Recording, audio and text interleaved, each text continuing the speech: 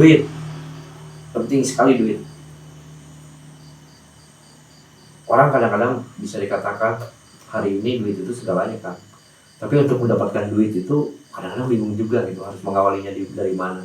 Nah sekarang ini dalam kesempatan ini kebetulan kita mau diskusi masalah duit dan apa hubungannya duit dengan duit. Penting nggak duit? Lakukan saja untuk mendapatkan duit. Nah saya bersama Kang Faulan di acara Ngopai, ngobrol tapi santai. Apa sih kan? Iya. Ngopi dan ngobrol dan ngopi santai. Ngobrol dan ngopi santai, Ngopai. Jadi bahasa sekarang kita duit. Duit nih Kang, saya ngomongin duit, Bang. Seberapa penting sih duit Kang? Gitu. Ininya. Menurut akal lah. Ya kalau saya sendiri sih, kalau duit tuh bisa penting, bisa nggak penting, bisa sangat penting, bisa sangat nggak penting. Tergantung situasi keadaan sih kalau saya pribadi itu. Penting, sangat penting, tidak penting, sangat tidak penting. Bisa seperti itu. Nah kalau penting, sangat penting orang sepakat lah. Penting. Kalau nggak ada duit saya nggak bisa makan. Kalau nggak ada duit saya nggak bisa menafkahi keluarga. Ketika akan melakukan statement, nggak penting, bahkan sangat tidak penting. Nah ini kan jadi pertanyaan buat saya sendiri nih Kang. Kenapa tidak penting? Kenapa sangat tidak penting? Kondisinya apa yang membuat uang itu tidak penting? Saya salah satu contoh yang paling saya rasakan sendiri, pengalaman yang membuat saya justru sampai dapat pemahaman bukan lagi sangat tidak penting. Duit itu memberikan dampak yang tidak enak, bahaya bahkan. Saya waktu bantu teman terakhir di proyek waktu di daerah Sumatera itu, saat itu tuh secara struktural tuh saya tuh chief accounting, bagian megang keuangan lah sederhananya tuh. Tanda tangannya jadi duit. Tanda tangan jadi duit, pengaturan keluar duit, semuanya saya ngatur. Semuanya tuh. Jadi uang tuh betul-betul saya pegang, pengambilan uang, pemegang uang, ngebagi uang untuk pos-pos proyek dan sebagainya tuh, uang miliaran gitu ya, banyak. Itu yang saya rasakan apa? Lambung saya naik. Sampai saya muntah-muntah dan saya belum pernah sakit sampai segitunya tuh. Saking stresnya ngatur duit atau takut sama duit atau apa itu Bang? Saat itu tuh yang saya dapat rasakan tuh, uang tuh ada semacam radiasinya tuh yang membuat ke hati nggak nyaman, nggak enak. Hati nggak nyaman, nggak enak, sampai berdampak ke psikis, kejiwaan, terus sampai terasakan ke lambung. Bahkan stres gara-gara pegang duit. Jadi hari ini banyak yang stres karena nggak pegang duit loh kan. Mungkin saya kalau mau pegang duit stres kan. Nah kan ini bisa gitu ya mengatakan bahwa saya stres pegang duit. Itu apabila tadi ada resonansi sampai ke jiwa, sehingga jadi racun buat akal stres gitu ya. Asam lambung naik, stres. Yang lebih mendalamnya kenapa gitu Bang? Kan kalau akunting tugasnya yang pegang duit. Selama kita melaksanakan dengan baik sesuai dengan aturan main dan moral kita baik, mengatur uang itu baik-baik aja kan. Kenapa harus jadi stres? Bukan karena angkanya miliaran kan, bukan. Kalau angkanya cuma 1-2 juta mungkin tidak lebih stres juga ya? Tidak terlalu mungkin. Justru jadi semakin banyak, justru mungkin makin terasa kuat semacam kayak radiasinya. Kalau saya pemahaman ini kayak semacam kayak radiasi gitu. Apakah karena radiasi uang atau karena beban di dalam uangnya kan? Ya mungkin bisa juga ya, ada beban di dalam uang itu. Itu karena mungkin bukan uang sendiri, enggak juga sih. Jadi yang saat itu yang saya rasakan tuh, uang tuh ada radiasinya yang membuat hati ini nggak nyaman. Lalu uang ini tuh membuat beberapa orang yang mengetahui ada keberadaan uang tuh, si auranya tuh, ekspresinya semuanya tuh kayak nggak nyaman betul. Nggak nyaman betul. Apakah saat itu karena sebuah manajemen keuangan yang buruk? Enggak juga, saya kan yang manajer. Apakah ada tekanan-tekanan dari divisi lain sehingga melihat uang itu buruk? Ya kalau dibilang tekanan, namanya pekerjaan ya, tekanan divisi anu memerlukan uang sekian dan divisi ini. Tapi yang saat itu saya dapat pemahamannya tuh, intinya tuh singkat padatnya tuh, uang ini ada radiasinya yang membuat nggak enak di hati sampai berdampak ke perasaan. Lalu akhirnya ketika berdampak ke perasaan ya ke kejiwaan, ke fisik pun berpengaruh. Dan itu saya belum pernah sakit seperti itu hanya saat itu aja. Gara-gara duit. Gara-gara duit. Nah sekarang kalau nggak ada duit sakit nggak?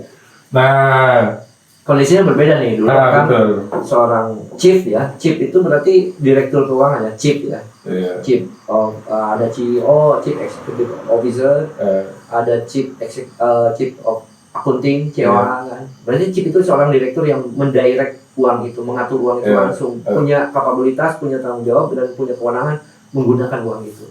Dulu chief seorang direktur. Sekarang sebagai ya keseharian kita biasa. Kondisinya kalau pegang duit sakit nggak? Sakit. Pegang duit sakit masih. Sakit. Misalkan akang tiba-tiba dapat project nih, bukan project, dapat rezeki lah gitu. Tong miliar gitu, 10 juta, 20 juta, sakit. Pegang uang sakit. Kenapa itu kan? Mungkin titik awal mula paling terasakannya saat itu tuh, yang paling terasakan betul. Mungkin di sebelum-sebelumnya pun saya merasakan, cuman nggak terlalu ngeh gitu. Tapi saat itu yang betul-betul saya sampai merasakan bahwa betul uang ini semacam kayak ada semacam kayak radiasi atau apa. Kayak sekarang kalau misalnya saya ada megang uang, ada sakit, nggak nyaman. Maka saya selalu cepat-cepat alokasikan ke arah apa nih, kemana loh, langsung aja ke pos ke sini. Apakah itu sebuah trauma atau gimana Pak? Dibilang trauma bisa enggak, bisa juga iya. Dibilang trauma sebelumnya nggak ada masalah. Sebelumnya nggak ada masalah gitu. Sejak saat itu ya. Apa ya? Sebenarnya apa pernah cari tahu nggak apa alasannya pegang duit sakit gitu? Ini luar biasa ya. Saya baru mendengar. Ya saya melakukan banyak kegiatan usaha dan uang itu penting banget gitu. Menjalankan roda bisnis, uang itu penting banget. Walaupun untuk memulai bisnis bukan berarti harus dengan uang, tapi ketika bisnis itu berjalan, uang ini semacam pelumasnya gitu kan. Semacam aliran darahnya gitu uang. Ini akan tentu sekarang Akang punya profesi kan, baik itu mau kerja, sekarang itu kan profesi sekarang wirausaha ya. Wirausaha. Kan pasti butuh duit kan. Jadi mungkin gini ya. Jam dapat duit sakit, aneh juga. Jadi mungkin gini ya. Jadi kalau jadi memahaminya tuh mungkin jangan nggak ini juga. Jadi tadi saya mengatakan kan, uang bisa penting, bisa sangat penting, bisa tidak penting, bahkan bisa sangat tidak penting, bahkan tadi bisa menimbulkan efek negatif gitu ya. Jadi kalau misalnya untuk aktivitas perjalanan semua, baik untuk urusan bisnis maupun urusan nafkah keluarga maupun urusan dengan teman gitu ya, atau dengan ibadah dan sebagainya, ya itu penting. Cuman yang saya dapat akhirnya saya dapat pemahamannya tuh, ya sudah, uang tuh jalankan aja untuk pos-pos itu. Nggak sampai wah ini penting, saya senang ada uang, megang uang, enggak sih. Jadi luar biasa ini. Ini semua pejabat yang memegang uang itu harus berguru sama kalau pejabat apalagi di level tertinggi kan takut pegang duit, sakit dia pegang duit sakit, bebas korupsi kan negara kita. Kalau berarti ketika ini saya melihat saya melihat dari sisi yang berbeda. Sangat boleh ya. Kalau seandainya kita selalu takut memegang duit, diterapkan di wilayah yang pas, keren ya. Kayaknya keren. Saya jadi menteri keuangan. Saya takut pegang duit. Kasih ke kementerian lain. Saya juga takut pegang duit. Aman. Udah kasih ke rakyat. Gitu. Saya masih penasaran.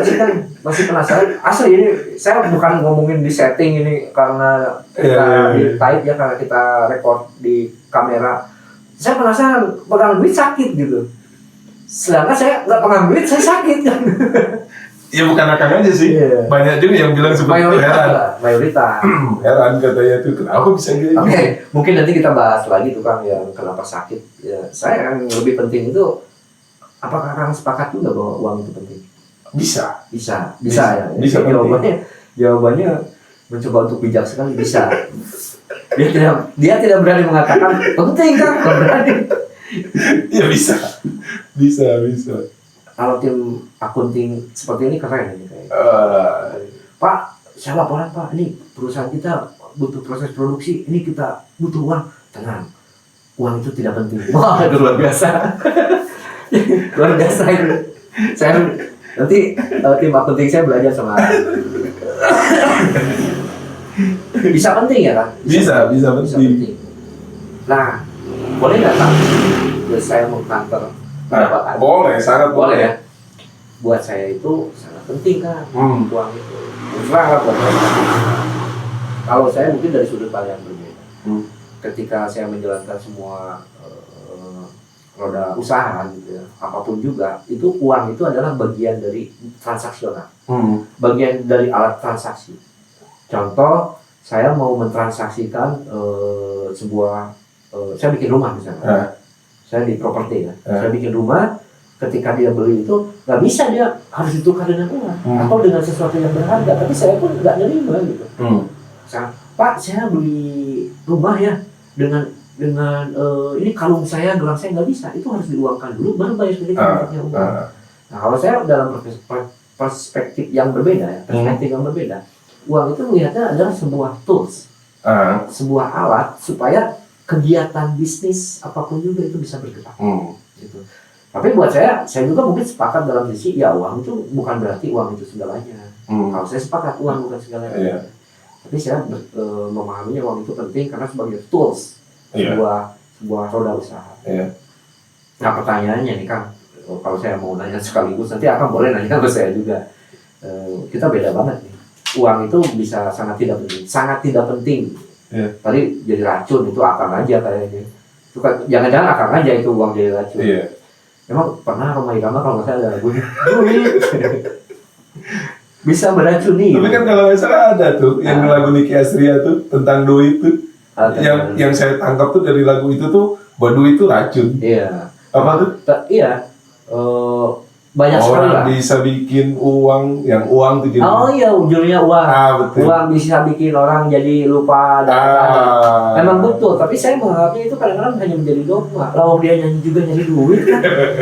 Orang pencipta lagunya juga nyari duit gitu. Nah, ini paradoks juga kan. Ya, paradoks. Satu sisi saya akan koar-koar di depan orang, duit itu penting. Nah, ketika saya koar-koar itu saya lagi nyari duit kan. Nah, ini ya silakan lah kalau teman-teman mau membantah, komen boleh. Ya kita bebas lah kita. Bebas. Ini asik aja lah. Pandang saya kayak Nicky Astria itu bikin lagu tentang uang itu. Saya sepakat dengan isinya, saya sepakat. Tapi pertanyaan saya, tekniki nyanyi-nyanyi itu kan dengan yang duit. Berarti tekniki adalah mencari penyakit. Saya sibukkan cari penyakit. Kalau uang itu diartikan racun, ketika kita cari uang itu kita mencari racun dong. Dari harfiah ya. Mungkin perlu kecerdasan moral untuk memahami ini. Kalau kata Kang sendiri kan uang tools ya. Tools. Jadi bukan maksud tujuan. Bukan. Nah, berarti bisa dibilang mungkin dianalogikan seperti ini. Kita ini punya maksud tujuan mau ke Bandung. Iya. Ya. Kendaraan ini penting untuk membantu ke Bandung. Terserah mau pakai kendaraan segala jadi. Asal mau aja jalannya gitu. Yang penting itu adalah saya tiba di Bandung dengan selamat. Nah itu kalau buat saya itu standarnya bahkan base-nya, base layernya itu tujuannya itu kita Bandung. Caranya ke sana terserah. Tapi ada satu lagi kan, seberapa cepat kita nyampe ke Bandung. Itu pun bisa relatif mungkin ya. Iya. Cepat di situ tuh cepat. Semakin cepat semakin baik. Tapi jangan sampai cepat ini membuat tergesa-gesa akhirnya menjadi tidak baik. Cepat di sini mungkin kalau tergesa-gesa itu dalam kondisi tertentu tergesa-gesa juga bisa bagus kan. Misalkan saya jadi dokter, pasien nunggu di 5 menit harus dioperasi, saya santai-santai mati tuh. Saya dengan tergesa-gesa saya lari. Nah, jadi selalu gimana konteksnya kan? Ketika dia misalnya ngebekam aja atau dia operasi. Karena tergesa-gesa bisa salah. Jadi gimana konteksnya? Jadi artinya dibutuhkan kecerdasan moral kita untuk memahami itu. Betul. Buat saya duit penting, asal hidup penting banget gitu. Karena itu tools buat saya. Karena endingnya bukan uang. Misalnya nih kan, saya punya uang 1 miliar. Ketika saya basic prinsipal saya cari uang itu untuk makan, untuk sehat. Nah, ketika saya punya uang 1 miliar, tapi untuk sehatnya nggak ada yang bisa dibeli kan, sangat makan, berasnya nggak ada, itu uang nggak ada manfaat. Gitu. Nah, tapi ini dalam bahasan, mungkin nanti kita dalam bahasan berbeda, karena sekarang bahasan itu duit, lakukan saja untuk mendapatkan uang. Kalau saya sih ya ingin mengajaknya seperti ini Kak. Bagus sekali pesan moral tadi ya. Buat saya pun bagus bahwa uang bisa jadi racun, uang itu tidak penting, uang itu bisa sangat penting gitu. Yang ingin saya bicarakan itu, saya ingin mengajak semuanya, jangan ragu-ragu kalau kita punya banyak uang. Tapi, nah ini tapinya, jangan mencari dengan cara yang tidak baik, dan jangan digunakan untuk cara yang tidak baik. Untuk perkara yang tidak baik. Perkara yang tidak baik. Banyak duit boleh bikin masjid, tuh kasih sekarang apa kayak kasih sembako ke orang-orang duafa, itu kan pakai duit. Ya secara harfiah dulu, tools ya uang itu tools. Nah, itu buat saya. Jadi duit dan duit. Gitu. Kalau kita banyak duit, ya gimana caranya kita? Tadi kan bahasan kita itu apa? Duit ya. Buat akang uang dalam berbagai kondisi, gimana konteksnya, bisa jadi apapun juga. Bisa penting, bisa sangat penting, bisa tidak penting, bisa sangat tidak penting uang itu. Saya ngambilnya oke lah, uang itu sangat penting aja. Kita sepakati dulu, sepakatnya. Bisa. Dalam konteks tertentu, supaya kita jadi generasi hebat. Teman-teman harus mampu punya visi bagaimana caranya memposisikan uang itu harus banyak. Tapi itu tools. Kalian harus punya banyak uang untuk apa? Untuk merubah keadaan. Gitu ya. Melihat tetangga nggak bisa makan, ya kasih duit gitu. Atau kasih beras, tetap beras harus dibeli dengan tools yang namanya uang. Nah, bahkan uang sekarang itu kan ada uang digital, ada uang kripto, macam-macam kan gitu. Nah, ini alat tukar, karena itu alat tukar gitu. Saya potong dulu singkat sebentar untuk biar nggak lupa lagi, teringatkan tadi uang sangat penting untuk apa tadi, makan, untuk beli masjid dan sebagainya tuh. Ini ada kejadian kisah nyata. Waktu itu saya tuh lagi saya sama teman-teman tuh lagi jadi panitia bazar pameran. Saya sendiri jualan di situ, dan itu saya pengalaman pertama untuk setelah nggak lanjut kuliah, saya jualan dagang. Saya setiap waktu sholat, saya berangkat ke masjid, saya melewati ada seorang nenek-nenek yang jualan perahu pletak yang kayak gitu tuh. Dalam hati itu, ya Allah, ini ada merasa ini ya gitu ya, ada merasa kasihan itu bukan berarti kasihan meremehkan gitu ya. Saya, ya Allah, nih cucunya kemana, anaknya kemana, seorang nenek usia segitu, lalu jualannya sederhana, duduk di bawah itu perahu, jualannya sederhana, kayak merasa ada sedih tuh. Saya tuh ada terpikir, saya pengen ngasih sesuatu buat ibu ini. Nah, cuman saat itu kan saya sendiri lagi jualan dan memang belum mulainya tuh bazarnya tuh. Akhirnya saya ada pengen ngasih sesuatu buat nenek itu. Tadi konotasinya mau uang kayak mau barang mau apa gitu. Nah, selang berapa hari ada kenalan aparat. Lalu dia menyampaikan bahwa ada voucher untuk bantuan, dan saya diberikan kepercayaan untuk membagikan ini kan. Wah, kesempatan nih, boleh, karena saya memahami saya belum ada saat itu, dan saya udah ada terpikir nih nenek tadi tuh ingin memberi. Mungkin ini jalannya dari Allah lewat saya, mungkin nenek tadi. Saya ada pengen memberi, cuman belum saat itu belum ada apa yang harus diberi dan sebagainya. Saat itu diberikan, ini mungkin jalannya. Ini sudah lah.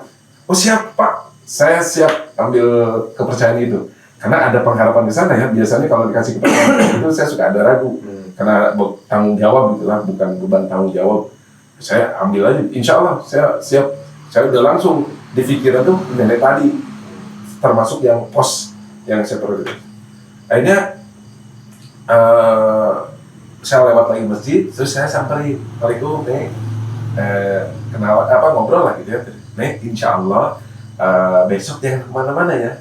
Ada sesuatu lah buat nenek. Saya bilangnya itu ada sesuatu karena belum bisa memastikan. Saya nggak berani memastikan lah. Nggak tahu itu apa bocornya atau gimana gitu. Ada bocornya memang uang dan semacam kayak sembako gitu. Cuman karena saya berangkat dari pengalaman bahwa sesuatu itu belum ada yang pasti 100%. Nah, maka saya sendiri semenjak banyak pelajaran gitu ya, kejadian yang yang memahamkan ke saya bahwa sesuatu itu kalau belum terjadi, nggak ada jaminan 100% perkara itu terjadi. Akhirnya saat itu tuh, Nek, insya Allah besok ya, jangan kemana-mana, Nek nanti nunggu di sini aja. Kalau enggak, itu kantor saya tuh sebelah sana tuh, yang ada gang yang masuk ke rumah tuh. Oh iya senang dia senang kan, ekspresinya nampak senang. Saya sendiri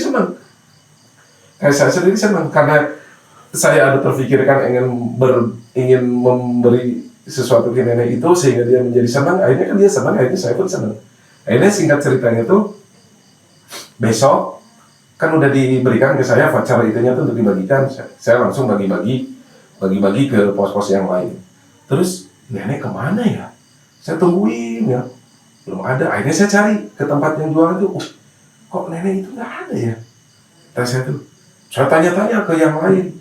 Akhirnya saya cek, wah ini gimana? Gelisah lah saya tuh. Gelisah lah, ada harapan saya yang besar ingin berbagi. Terus bahkan besarin neneknya pun udah merasakan kebahagiaan itu, dia udah merasa senang. Akhirnya sampai jadi gelisah saya. Besok saya tungguin masih belum ada karena lusanya kalau nggak salah itu terakhir tuh. Sampai lusanya kan nggak ada nenek itu. Jadi si nenek itu lagi rezeki lah. Betul. Jadi pas saat itu kata sayang ini kalau dihanguskan, akhirnya saya berikanlah ke yang lain. Besoknya saya pas waktu mau berangkat ke masjid lagi, salat, ada nenek itu. Saya bilang, nenek kemana kemarin? Saya tungguin, nggak ada. Bahkan saya cari-cari, ternyata nenek nggak ada. Besoknya masih tetap nggak ada. Apa kan jawabannya? Wah, saya tuh pas waktu dari hari pertama, Bapak bilang besoknya tuh, saya tuh nggak jualan karena senang banget. Bahkan nggak usah jualan lah saat ini karena nenek sendiri jualan itu bukan hobi. Bukan hobi dan sebagainya gitu ya, mungkin fisiknya juga karena kebutuhan aja. Tapi karena Bapak menyampaikan begitu, nenek nggak usah jualan dan khawatir takut terlewati. Sampai akhirnya dari pagi-pagi nenek tuh nungguin di mana nih? Yang di tiang listrik itu. Kata saya tuh tiang listrik yang mana nenek? Itu tiang listrik yang sebelah sana, itu yang dekat Pegadaian. Innalillahi. Bukan yang listrik yang Pegadaian yang di gang. Jadi akhirnya singkatnya tuh berarti si nenek tuh nungguin dari awal tuh kan. Sampai besoknya pun dia nungguin. Saya nggak nyari ke sebelah sana, nyarinya itu ke tempat dia jualan, ke tempat yang saya tunjukkan masuk ke gang di situ.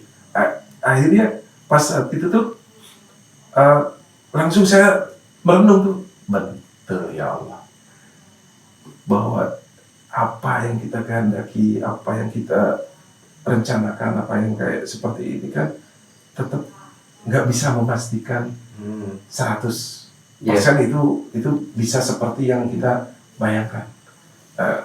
Terus akhirnya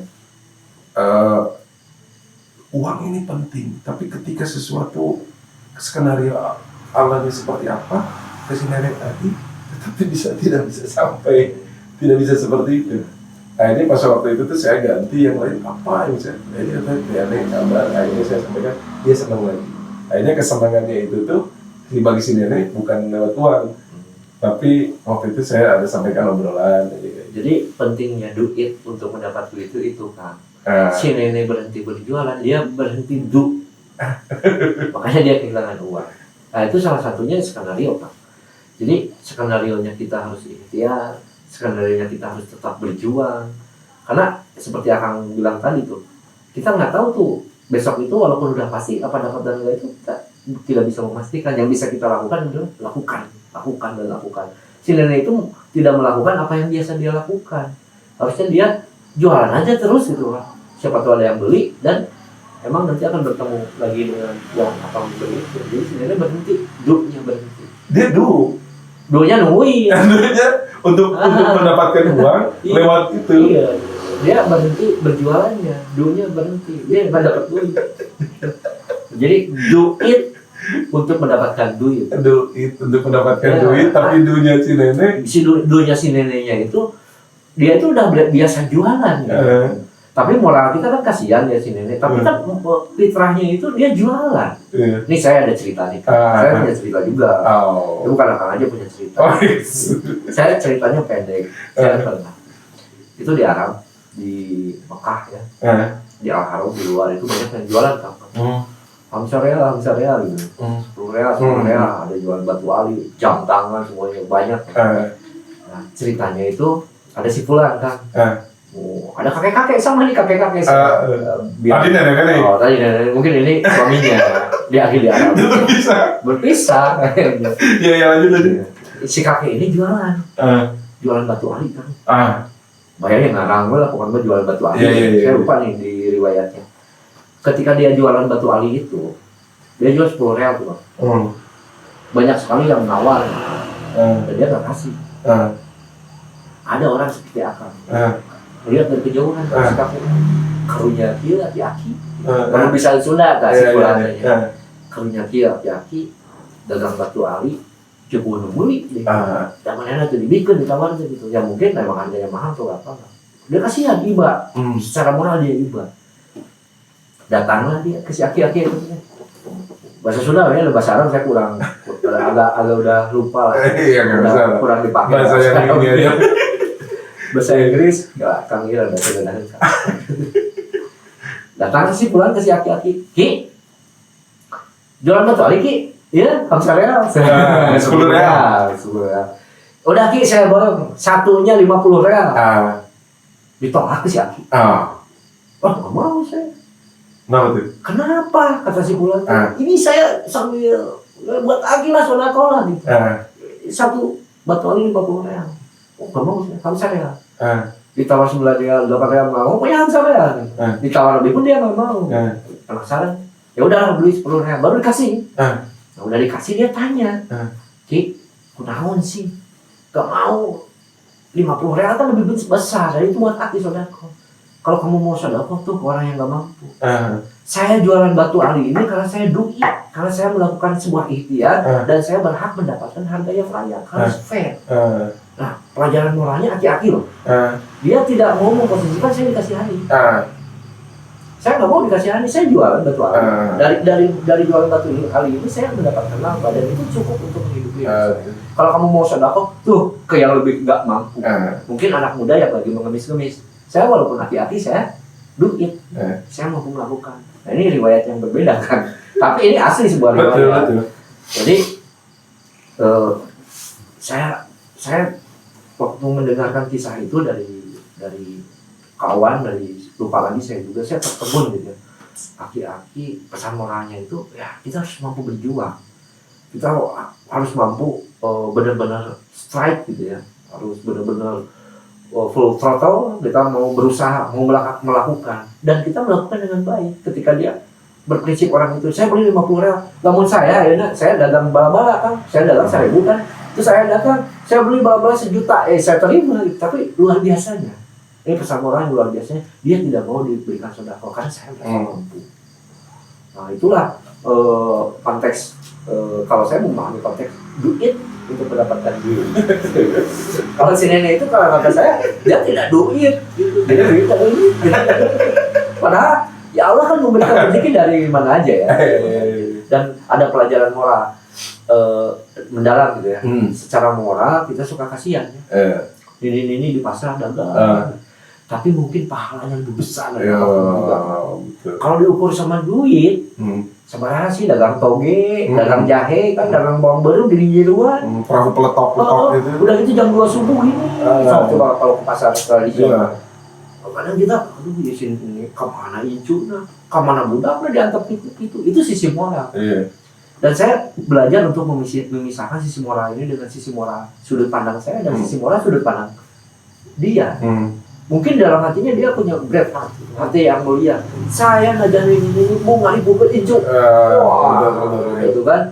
Jadi ada dua arah, selalu ada dua sudut pandang yang harus kita lihat gitu. Tapi kalau saya sih kita harus malu lah sama nenek-nenek sama kakek-kakek gitu. Orang mau tanaga gede-gede cicing wae gitu nya. Itu nenek-nenek sama kakek-kakeknya mampu berjuang. Duit untuk mendapatkan duit.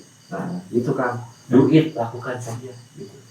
Nah, mudah-mudahan sih kalau saya sih ya siapapun juga kita diskusikan ya teman-teman kalau sepakat dengan sisi moralnya Kang Faulan silahkan, sepakat dengan sisi moralnya saya silahkan, tapi yang pasti kita hidup di dunia ini dan ini statement saya ya statement dari di dunia ini kita itu butuh duit karena duit itu tools. Mungkin nanti kita akan ada bahasan yang berbeda ya. Kita akan ada lanjutan lah. Kalau sekarang dibahas itu nanti kontradiktif juga. Jadi penting duit itu supaya kita punya goal. Saya ditanya, kamu ngapain subuh-subuh? Misalnya saya di Saki-Aki, saya di Keli Arab. Ki, kata orang lain, ngapain aja jualan batu ali? Duit untuk duit. Nah, saya akan mengatakan itu karena saya merasa mampu walaupun saya udah tua. Mungkin cek si fulan katanya aki teh si cima di mah wirid gitu. Saya juga ibadah ini gitu. Saya tidak mau merepotin cucu saya, tapi harusnya cucu yang ngurus, yang biarin cucunya ngurus anaknya aja gitu kan, atau gimana. Mungkin sudut pandang saya itu. Nah, duit untuk mendapatkan duit. Kalau dari Akang silakan gitu. Iya, ya, itu tadi memang ya, saya sendiri kan nggak mengatakan tidak penting. Saya sendiri tidak mengatakan tergantung sudut pandang konteks yang kita mau lihatnya, mau menggunakannya, bisa penting tadi, bisa tidak penting, itu tuh sebenarnya tuh nggak bisa terbantahkan. Ya sebagaimana kalau kita tersesat di lautan, saat itu uang penting nggak? Istilahnya udah karena nggak ada bisa apa-apa, saat itu bukan uang mungkin yang penting, tapi semacam sampan, perahu, itu bisa selamat. Kayak di gurun pasir udah nggak ada apa-apa, almarhum Gita Lolis. Nah ini saya nyata lagi tuh, saat itu ya dia uang bakal ya ada, kehausan, ada pengen minum, ya mau uang udah kita lihat uangnya nggak penting, nggak bisa mendatangi, nggak bisa, gimana? Akhirnya karena ini wanti-wantinya gitu sih, boleh diceritakan lagi kalau udah meninggal, kan sekarang udah meninggal, nggak tahu dari mana sih dia lewat jalan, dia kesandung, jatuh, ternyata ada minuman dalam kaleng tuh. Dan jadi maksud saya tidak penting itu salah satunya. Terus kedua, konteksnya yang berbeda. Terus kedua, kalau saya sendiri memahami itu uang itu tadi tools, bukan maksud tujuan. Kalau seandainya kita sudah bisa tiba di tujuannya, di tempat yang kita tuju tanpa tools itu, ya itu nggak masalah. Itu namanya sakti. Saya ke Bandung tapi sakti itu namanya kan. Bisa gini. Bisa saya tuh mau ke Bandung dan ini banyak kejadian termasuk sama saya sendiri. Saya saat itu misalnya mau ke Bandung, aduh, tapi uang saya nggak ada nih, nggak cukup nih, misalnya. Adalah Bismillah aja, jalan. Tapi gitu. Ya, ada teman. Iya. Nah, misal kayak gitu lah. Misal kayak gitu. Itu namanya miracle ya kan. Ya, misal ada teman dan sebagainya. Dan itu banyak kejadian gitu. Termasuk ada lagi kan. Ini bukan orang dulu, bukan ulama besar, bukan wali dan sebagainya. Ini orangnya masih ada zaman sekarang. Saya sampaikan berulang-ulang, berusaha terus. Duit itu harus, karena kewajiban itu untuk berikhtiar. Tapi jangan sampai memastikan harus dari situ. Karena kita ini punya, karena dunia ini ada zat yang maha kuasa untuk mengatur segala jalan cerita itu seperti apa.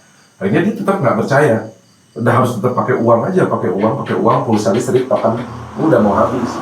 Ya udah, singkat ceritanya dia berusaha maksimalnya, akhirnya uang nggak dapat, token listrik habis kan, tapi listrik masih nyala. Miracle ya. Nah misal kayak gitu ya. Jadi memang makanya saya sendiri tadi katakan bisa penting, bisa tidak penting, bisa sangat penting, bisa sangat tidak penting. Itu tergantung kita memahaminya, melihatnya seperti apa. Konteksnya itu tadi. Dalam hal ini saya harus menyepakati itu, karena uang itu ada konteks. Gitu. Kalau kita di gurun pasir, uang kita di saku ya, itu mungkin nggak bermanfaat kan. Tapi ketika uang digital, selama ada sinyal, itu bisa GoFood kan. Iya deh. Iya benar kan. Saya di rumah, aduh, ini duit ada, malam-malam rokok nggak ada, Ingat, ada Gojek. GoFood. Dan Ada saldo uangnya digital. Ada saldo di situ tuh. Toolsnya yang berubah. Toolsnya yang berubah. Konteksnya sama. Konteksnya sama. Saya harus menyepakati ini bahwa uang itu secara konteks memang tidak penting. Tadi kenapa saya melakukan statement bahwa uang itu penting? Nah ini biar tidak terdistorsi, biar nggak jadi salah paham.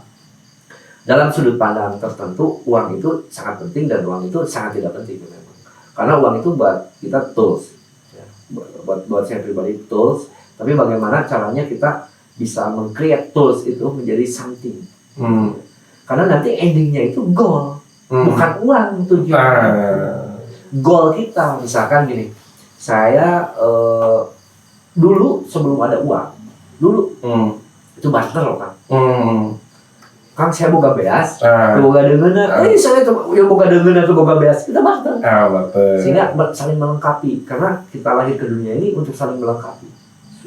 Dibikin berbangsa-bangsa, ras dan sebagainya, supaya kita saling mengenal itu. Saya di laut jadi nelayan, akan di gunung jadi petani, terjadilah barter. Nah, karena barter ini susah kan, saya akhirnya rek ngebarterkeun ikan satu perahu, mau ngebarterin sama padi satu gudang, susah kan? Dibikinlah kolateral. Kolateral itu semacam proksinya gitu dari barang itu. Saya bikin surat yang dilegalkan bahwa saya punya ikan satu perahu, mau ditukerin sama beras satu gudang. Itu awalnya gitulah sejarah uang. Jadi uang itu tools. Goalnya apa? Tujuan. Tergantung tujuannya. Kamu ngapain nyari duit? Buat bapak berobat. Tujuannya sehat. Kamu ngapain cari duit? Anak saya mau kuliah, tujuannya ilmu. Kamu ngapain cari duit? Ini buat makan, tujuannya makanan. Tapi ya tadi saya bilang miracle ya, mungkin bukan miracle. Seperti Akang bilang tadi, kita ada zat ya, yang maha kuasa. Kebetulan saya muslim. Kadang-kadang Tuhan itu menyediakan kebutuhan kita dengan caranya. Konteksnya uang. Kalau uang tidak dapat, itu dipenuhi. Kalau di agama saya, di Islam, kita berserah diri kok, Allah yang akan memenuhi. Dan itu yang betul. Kalau di gurun, tiba-tiba ya itu ada apa, minuman kaleng. Pertanyaan saya, siapa yang buang minuman kaleng di gurun pasir? Ngapain dia buang minuman? Apakah dia tahu gitu artis mau lewat ke sana gitu? Ini artis mau lewat, saya lewat gitu. Itu semua skenario ya. Betul. Skenario, miracle, sebuah keajaiban yang mungkin bisa diterjemahkannya bukan hanya dengan akal ya, tapi dibutuhkan sebuah keyakinan kan. Ya teman-teman yang mungkin nonton diskusi kita, silakan mau menerjemahkan, teman-teman bebas. Uang itu sangat penting atau uang itu sangat tidak penting, itu ada dari sudut pandang teman-teman masing-masing. Tapi pada prinsipnya duit lakukan banyak hal. Nanti endingnya mungkin dapat duit. Duit itu menurut saya setidaknya tuh goalnya itu ya konteksnya itu tergantung konteksnya. Silakan teman-teman untuk memenuhi semua, menyimpulkannya, cari uang sebanyak-banyaknya dan bermanfaat sebanyak-banyaknya. Gimana Kak? Ada closing statement ada? Ya, pemahaman seseorang itu tergantung pengalamannya. Jadi bisa saat ini kita memiliki pemahaman, suatu pemahaman, karena pengalaman yang dia alami ya seperti itu. Memang semua juga akan istilahnya tuh selalu akan berubah mungkin ya, seiring perjalanan tuh. Saya sendiri mungkin punya pemahaman dan memang dari pengalaman dan dirasakan. Maka setiap orang tuh boleh nggak salah gitu saat ini. Yang penting kalau nggak sampai berhenti fix bahwa inilah itu pemahaman yang benar. Lalu pemahaman saya lah yang benar atau pemahaman inilah yang benar. Karena seiring waktu perjalanan tuh ada sesuatu kejadian-kejadian yang akan menumbuhkan pemahaman-pemahaman yang baru atau lebih utuh atau lebih ini. Kalau intinya tuh ya belajar lah, jangan pernah berhenti untuk belajar, lalu jangan pernah berhenti untuk mempelajari sesuatu hal itu untuk diambil pelajarannya. Ya, otomatis yang baiknya lah, yang baiknya. Lalu ya jangan menutup diri, selalu terbuka untuk memahami sesuatu yang baru, ambil pelajaran yang baru. Nanti seiring berjalan, ya semuanya akan akan apa ya? Kan dinamis mungkin ya. Iya, kalau ngomongin uang tuh beda warna aja, orang jadi sudut pandangnya beda. Orang-orang yang bodoh, orang biru, hanya warna. LPC apa golok? Hanya kertas ada angkanya. Kalau kita memahami konteks yang berbeda, mungkin ya itu racun lah uang itu ya. Saya dalam beberapa sisi sepakat, dalam beberapa sisi juga harus tidak sepakat dari sudut pandang saya. Ya mudah-mudahan ini jadi bahasan ke depannya, membuat kita lebih rais ya, membuat kita lebih kreatif memahami kehidupan kita ya. Nah, karena secara prinsip ya duit itu mau nggak mau selalu ada di sekitar kita. Nah, dari sudut pandang Akan, dari sudut pandang saya, dan mungkin dari teman-teman yang nonton diskusi kita, boleh silakan diisi di komen ya. Apa makna duit buat kita? Mungkin sekian dulu ya kan? Kita ketemu lagi, kita bahas lagi masalah duit yang berbeda ya. Siap. Oke. Assalamualaikum warahmatullahi wabarakatuh. Waalaikumsalam.